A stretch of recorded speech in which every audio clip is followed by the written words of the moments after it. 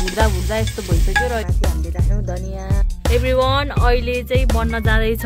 यो चाहिँ पाडाको मासु हो र यो चाहिँ हड्डी मासु हो। यसको चाहिँ हामीले सुप बनाउन जाँदैछौँ र यहाँ हामीले कराई नि बसाइसकेका हौँ र यहाँ तेल तातिसक्यो र अब हामीले राख्न जाँदैछौँ प्याज र डल्ले खुर्सानी।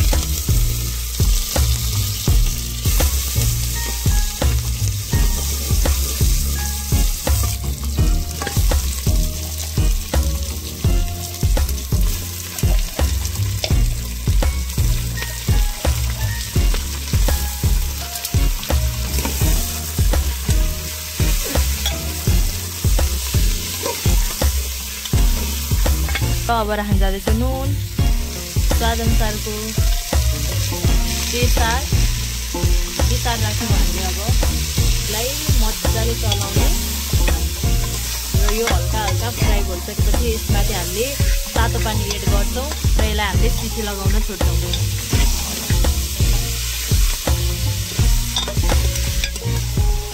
अदुवा लसुनको पेस्ट,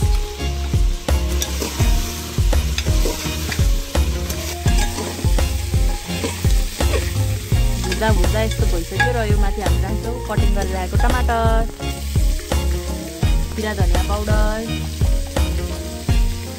पिसेर राखेको जिरा धनिया। यो चाहिँ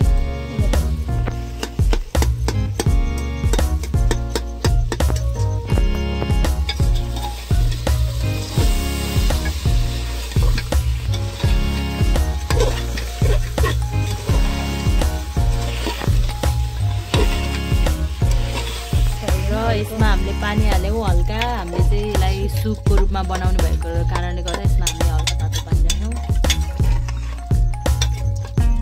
वाउ, क्या कलर आएको है।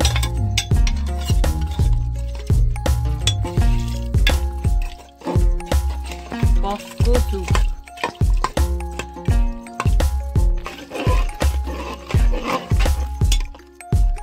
अब भन्नु हामीले 2 सिटी लाउनलाई ढक्कन लाउँदैछ। यस्तो भइसकेपछि हामीले 2 सिटी लाउन छोडिदिन्छौँ।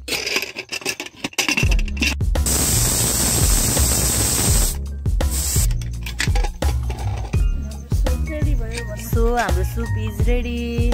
यो चाहिँ बफ सुप चाहिँ रेडी भइसक्यो हाम्रो। हेर्दै खाउ खाउ लाग्दो। र यो माथि हामीले राख्यौँ धनिया।